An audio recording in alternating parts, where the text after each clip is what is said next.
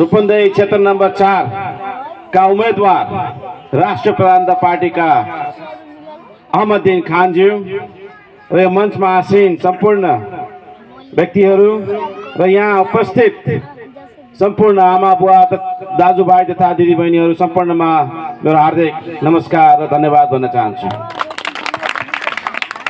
मर्चवार आउँदै गर्दा या मर्चवारको नाम सुन्दै बित्तिकै मलाई साह्रै नै खुसी लाग्छ, किनभने मर्चवारसँग हाम्रो परिवारको एकदम गाढा सम्बन्ध छ।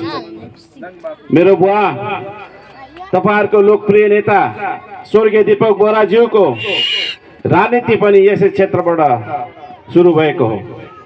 जब उहाँ एउटा युवा कालमा उहाँले राजनीति यस क्षेत्रबाट सुरु गर्नुभयो र मेरो बुवाको लामो 50 वर्षको राजनीति इतिहासमा यहाँका धेरै स्थानीय बासिन्दाहरूले उहाँसँग सहयात्री बनेर उहाँलाई साथ सहयोग दिएर मेरो बुवालाई एउटा राजनीतिक इतिहास हासिल गर्नमा तपाईहरुको ठूलो योगदान छ।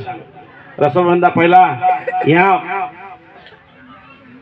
यहाँका स्थानीय जनताहरू जसले मेरो बुवालाई साथ सहयोग दिनुभयो, जस्तै रमापति यादवज्यू, त्यसै गरिकन यहाँ अग्रज बुवाहरू जो हामी समक्ष अहिले हुनुहुन्छ, उहाँलाई म हार्दिक धन्यवाद भन्न चाहन्छु।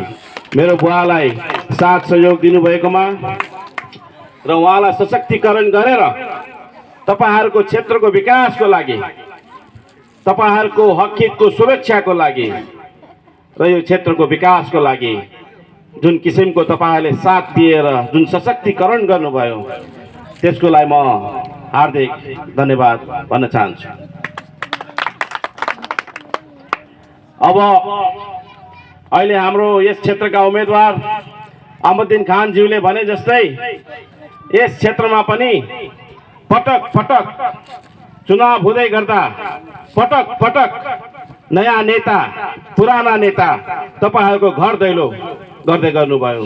तपाईहरुलाई ठूला ठूला आश्वासन दिए, तपाईहरुलाई ठूला ठूला सपना देखाइयो र आखिरमा यस तपाईहरुको क्षेत्रको विकासमा कमी कमजोरी र उहाँले भने जस्तै तपाईहरुले आफ्नो समस्या पर्दाखेरि तपाईहरुले भोट दिएको त्यो नेतालाई पनि तपाईहरुले भेट्न नसक्ने एउटा त्यस्तो किसिमको माहौल छ। अब हामी कतिचोटि ठगिने, कतिचोटि त्यही हामीले गल्ती गर्ने। राष्ट्र प्रजातन्त्र पार्टी तपाईका नेता दीपक बोहराज्यूले स्थापना गरेको पार्टी हो र दीपक बोहराज्यू भनेको इमानदार, जनताप्रति उत्तरदायित्व राख्ने व्यक्ति हो। उहाँले कहिले पनि यी दुईटा कुरामा कहिले पनि कम्प्रोमाइज गर्नु भएन।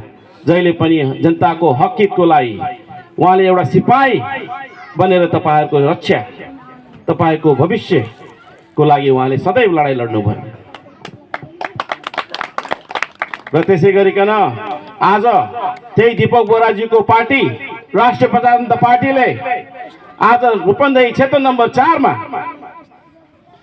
दीपक बोहरा जस्तो इमानदार, जनताप्रति समर्पित एउटा नेता, एउटा अहमदुद्दीन खानलाई यस क्षेत्रबाट उम्मेदवारी दिएको छ। यदि तपाईलाई यस क्षेत्रको विकास चाहिन्छ भने, तपाईको हकहितको सुरक्षा चाहिन्छ भने, तपाईको आउने पिढीको भविष्य सुनिश्चित गर्न चाहनुहुन्छ भने तपाईले अब यो दायाँ बायाँ नहेरिकन यहाँका स्थानीय नेता, जुझारु नेता र समाजसेवी नेता अहमदुद्दीन खानलाई तपाईको मत दिएर एक पटक तपाईले उहाँलाई हेर्नुहोस्।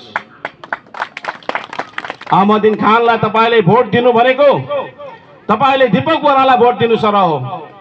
अहमदुद्दीन खानलाई भोट दिनु भनेको प्रज्वल बोहरालाई दिएको सरह हो। तपाईको हिजोको यो दिनमा, यो ठाउँमा, यो वडामा यहाँ मेरो भाइ विनोद केवट जो बिचारा वैदेशिक रोजगार, देशमा रोजगारीको अभावका कारण एउटा बाध्य भएर विदेशमा गएर रोजगारी दिनुपर्ने एउटा गर्नुपर्ने अवस्था थियो। आफ्नो घर चलाउनको लागि विनोद भाइले पनि यस गाउँबाट विदेश गएर विदेश जान्छु भनेर आफ्नो इष्टमित्र आफ्नो आमा बुवाको चरण स्पर्श गरेर म विदेश गएर म काम गरेर मेरो घर चलाउँछु भन्ने एउटा त्यो आशीर्वाद लिएर गएको युवा, त्यो युवालाई देशमा फर्किन गाह्रो भइरहेको अवस्था थियो। बिचरा विनोद केवट मलेसियामा बित्नुभयो, स्वर्गवास भयो।